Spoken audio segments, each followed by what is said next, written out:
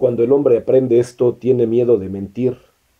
No, repitamos, por razones morales, sino por la razón de que no puede controlar su mentira y que la mentira lo controla, es decir, controla sus otras funciones. El segundo aspecto peligroso que descubre en sí mismo es la imaginación. Después de haber comenzado a observarse, llega muy pronto a la conclusión de que el principal obstáculo para la observación es la imaginación. Quiere observar algo, pero en lugar de eso, la imaginación se apodera de ese algo y él olvida observar. No tarda en darse cuenta de que se atribuye a la palabra imaginación un sentido ficticio y absolutamente inmerecido, el de facultad creadora o selectiva. Advierte que la imaginación es una facultad destructiva, que jamás puede controlarla y que siempre lo arrastra lejos de sus decisiones más conscientes, en una dirección por donde no tenía intención de ir. La imaginación es casi tan perniciosa como la mentira. En efecto, imaginar es mentirse a sí mismo. El hombre comienza a imaginar algo para causarse placer, y muy pronto da en creer en lo que imagina, o al menos en parte de lo que imagina. Se descubre además, y a veces en el comienzo mismo, cuántas consecuencias peligrosas puede tener la expresión de las emociones negativas.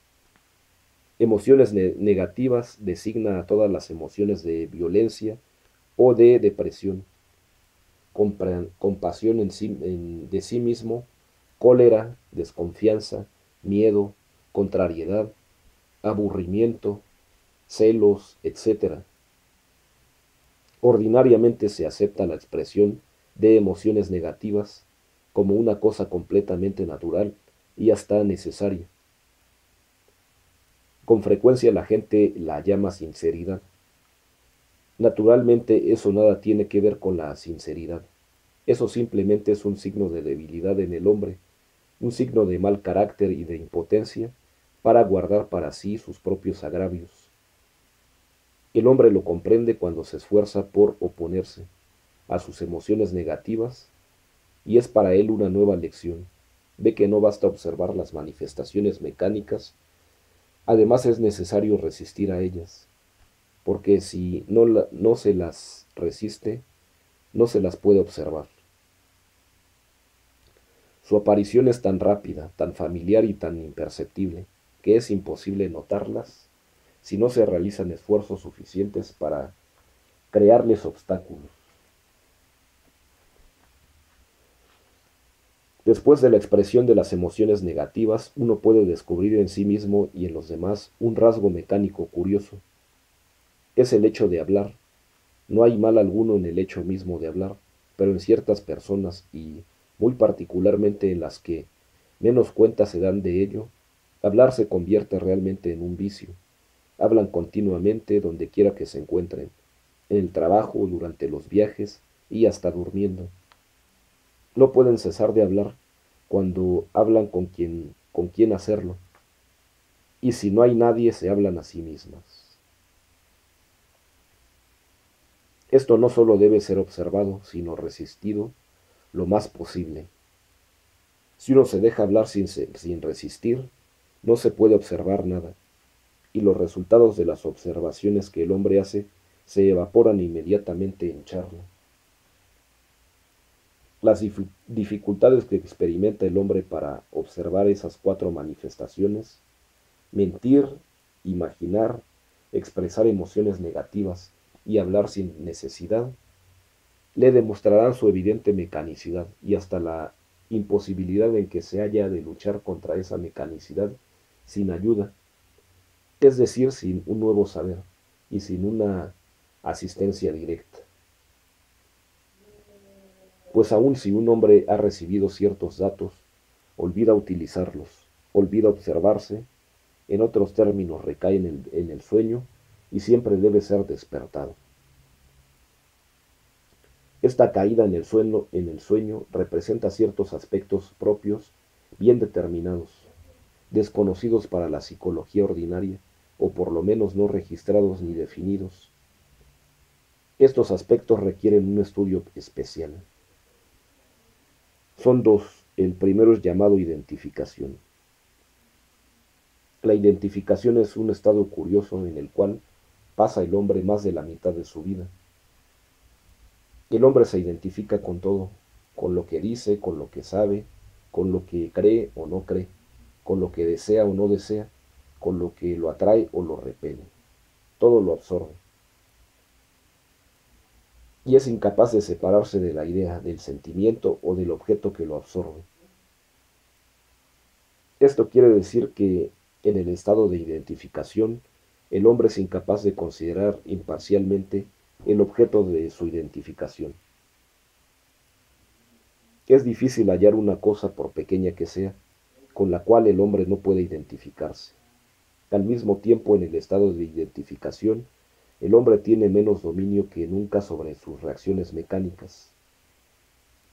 Manifestaciones tales como la mentira, la imaginación, la expresión de las emociones negativas y la charla constante exigen la identificación. No pueden existir sin la identificación.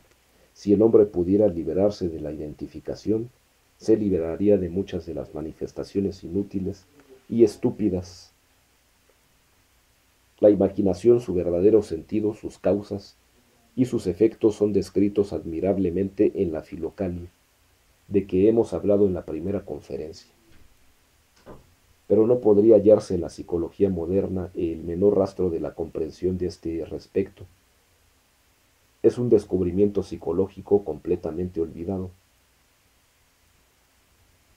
El segundo factor de sueño es un estado muy próximo a la identificación que se llama consideración. De hecho, considerar es identificarse con las personas. Es un estado en el cual el hombre se preocupa incesantemente respecto de lo que la gente piensa de él. Lo tratan según sus méritos, lo admiran lo bastante, y así sucesivamente hasta el infinito. La consideración desempeña un papel muy importante en la vida de cada uno, pero para ciertas personas se convierte en obsesión.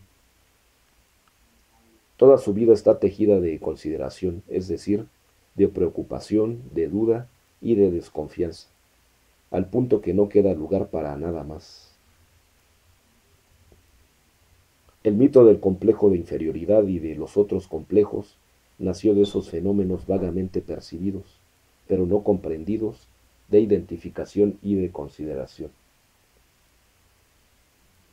La identificación y la consideración deben ser observadas de manera muy seria. Solo el pleno conocimiento que se pueda tener de ambas permite debilitarlas. Si no se las puede observar en uno mismo, es difícil hacerlo en los demás. Pero es preciso recordar que uno no es en nada diferente a los demás. A este respecto, todos los hombres son iguales. Volviendo a lo que decíamos hace un momento, debemos esforzarnos por tener una idea más clara de la manera como debe comenzar el desarrollo del hombre, y debemos comprender en qué forma el estudio de uno mismo puede ayudar a ello. Desde el principio tropezamos con la dificultad de nuestro lenguaje. Por ejemplo, queremos hablar de un hombre desde el punto de vista de la evolución, pero la palabra hombre en el lenguaje ordinario no admite ninguna variación, ninguna graduación. El hombre que jamás es consciente y que ni siquiera lo sospecha, el hombre que lucha por tornarse consciente, el hombre que es plenamente consciente, los tres son uno y lo mismo en nuestro lenguaje. En todos los casos es el hombre para evitar esa dificultad y facilidad, la clasificación de las nuevas ideas que presenta, esta enseñanza divide al hombre en 7 categorías. Las 3 primeras categorías están prácticamente al mismo nivel. El hombre número 1 es aquel en el cual el centro instintivo o el centro motor prevalecen sobre los centros intelectual y emocional. Dicho de otro modo, el hombre físico.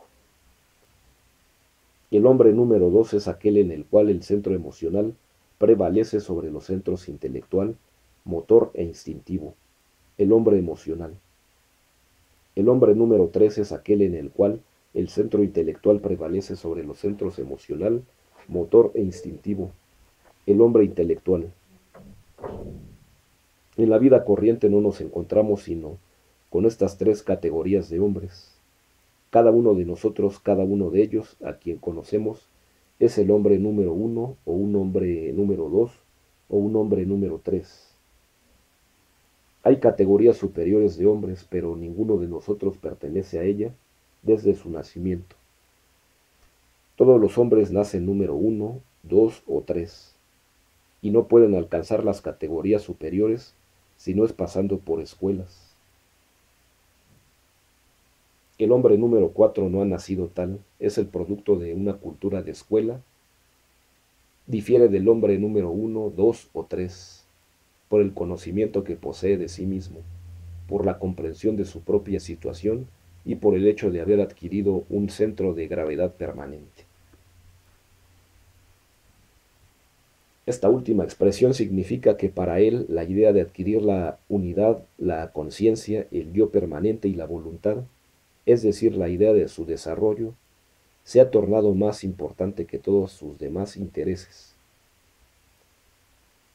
A estas características del hombre número 4 hay que agregar que sus funciones y sus centros están mejor equilibrados, y esto a un nivel que jamás habría podido alcanzar antes de haber trabajado sobre sí mismo, según los principios y métodos de una escuela.